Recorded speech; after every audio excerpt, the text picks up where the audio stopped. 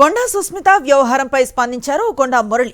సుస్మిత వ్యాఖ్యలు ఆమె వ్యక్తిగతం అన్నారు. ఎవరి అభిప్రాయాలు వాళ్లకుంటాయని చెప్పారు. సుస్మితను ప్రశ్నించే హక్కు తమకు లేదన్నారు కొండా మురళి. తాము కమిటీకి చెప్పాల్సిందంతా చెప్పామని, బిల్లుల విషయంలోనే భట్టిని కలిశామని స్పష్టం చేశారు. తాను కాంగ్రెస్లోనే ఉంటానని ప్రకటించారు. సోనియా, రాహుల్ అంటే గౌరవం అన్నారు కొండా మురళి.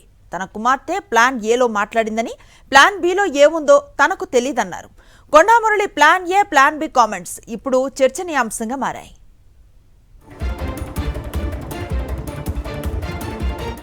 కాంగ్రెస్ పార్టీని వీడేది లేదు.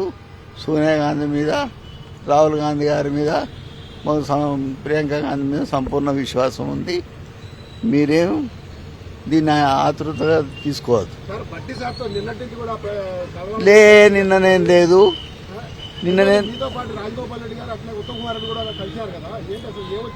ఏం లేదు, బాగున్నాం అన్న అంటే బాగున్నాం అనుకున్నాం, మాట్లాడినాం, వచ్చినాం, అంతే. ఏం దాన్ని డిస్కషన్ నేను చేయలేదు, దానికి నాకు సంబంధం లేదు.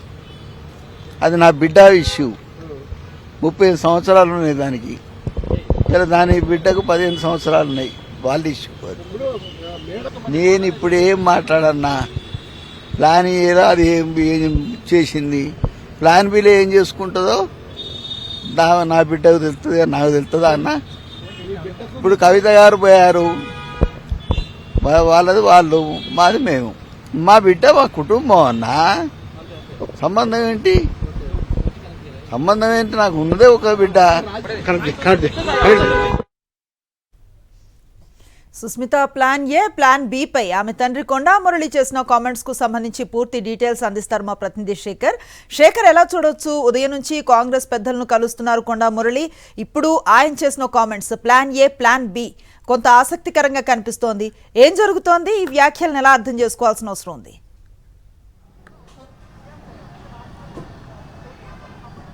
Yes, plan A, plan B అన్నటువంటి అంశాన్ని మళ్ళీ కొండా మురళి తెర మీదకి తీసుకొచ్చారు. సాధారణంగా ముఖ్యమంత్రి రేవంత్ రెడ్డి మీద చేసినటువంటి వ్యాఖ్యల మీద పార్టీకి సంబంధించినటువంటి నాయకత్వంలో కొంత గందరగోళం ఏర్పడుతోంది. అధిష్టానం ఇప్పటికే సీరియస్ అయినట్టుగా తెలుస్తోంది. పార్టీ రాష్ట్ర నాయకత్వం కూడా సుష్మిత మీద, అట్లాగే కొండా ఫ్యామిలీ మీద ఆగ్రహంగా ఉన్నారు. అట్టి ముఖ్యమంత్రి మీద ఏకవచనంతో మాట్లాడాల్సింది ఉండేది కాదు అన్నట్లుగానే అందరి అభిప్రాయం ఉంది అని చెప్పుకోవచ్చు. ఇక ఈ విషయంలో సీనియర్ మంత్రులు ఇప్పటివరకు స్పందించలేదు. కానీ ఎప్పుడైతే పిసిసి నుంచి మీనాక్షి నటరాజన్కి ఈ సిఫార్సుకు చేసినటువంటి క్రమశిక్షణ కమిటీ సిఫార్సు చేసినటువంటి రిపోర్టు వెళ్ళిందో, అధిష్టానానికి ఈ రిపోర్ట్ ఎప్పుడైతే చేరినటువంటి కొద్ది గంటల్లోనే పరిణామాలు చాలా మారాయి. ముఖ్యమంత్రి రాజగోపాల్ రెడ్డితో పాటు కొండా మురళితో సీనియర్ మంత్రులుగా ఉన్నటువంటి డిప్యూటీ సీఎం బట్టి విక్రమార్క, శ్రీధర్ బాబు, ఉత్తమ్ కుమార్ రెడ్డి ముగ్గురు కూడా భేటీ అయ్యారు. ఈ భేటీలో రాజగోపాల్ రెడ్డి కూడా పాల్గొన్నారు. ముఖ్యంగా ప్రభుత్వం మీద కావచ్చు, ముఖ్యమంత్రి మీద కావచ్చు, కొండా ఫ్యామిలీ అట్లాగే రాజగోపాల్ రెడ్డి మొదటి నుంచి కూడా కొంత విమర్శలు చేస్తున్నటువంటి సందర్భాన్ని మనం చూసాం, ఆరోపణలు చేసినటువంటి సందర్భాన్ని చూసాం. ఈ వివాదాలను చెక్కుపట్టేందుకే మంత్రులు రంగంలోకి దిగారా అన్నటువంటి చర్చ కూడా పార్టీ నాయకత్వంలో జరుగుతూ ఉంది.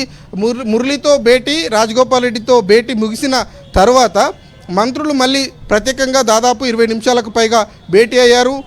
శ్రీధర్ బాబు వెళ్ళిపోయిన తర్వాత మురళికి సంబంధించినటువంటి విషయం మీద, సుష్మిత పటేల్కి సంబంధించినటువంటి అంశం మీద ఉత్తమ్ కుమార్ రెడ్డి, డిప్యూటీ సీఎం బట్టి విక్రమార్క ప్రత్యేకంగా భేటీ అయ్యారు. ఎందుకంటే ఉత్తమ్ కుమార్ రెడ్డి రీసెంట్గా మాట్లాడారు, నన్ను మధ్యవర్తిత్వం వహించమంటే నేను వహిస్తాను, బాధ్యత తీసుకుంటాను, కానీ నన్ను ఎవరు అడగలేదు, ఎవరు అడగకుండా నేను మాట్లాడాల్సినటువంటి అవసరం ఏముంది, అది పార్టీ నాయకత్వం చూసుకుంటుంది, పార్టీ ఏఐసిసికి సంబంధించినటువంటి పెద్దలు చూసుకుంటారు అన్నటువంటి విషయాన్ని ఈ మధ్య కాలంలో ఉత్తమ్ కుమార్ రెడ్డి చెప్పారు. కానీ ఎప్పుడైతే క్రమశిక్షణ కమిటీ సిఫార్సులకు సంబంధించినటువంటి నివేదిక ఏఐసిసికి, మీనాక్షి నటరాజన్కి చేరిందో వెంటనే కొద్ది గంటల్లోనే పరిణామాలు చాలా వరకు మారిపోయాయి. మంత్రులంతా కూడా రంగంలోకి దిగడము, రాజగోపాల్ రెడ్డితో మురళితో మాట్లాడము. ఈ భేటీ తర్వాత ఎవరు కూడా ఈ సుష్మిత పటేల్ చేసినటువంటి వ్యాఖ్యలకు సంబంధించినటువంటి విషయం మీద మాట్లాడకుండా వెళ్ళడము, మౌనం పాటించడము, మరి రాజీ కుదిర్చేటువంటి ప్రయత్నం జరుగుతుందా, లేదంటే కొండా ఫ్యామిలీ మీద ఏఐసిసి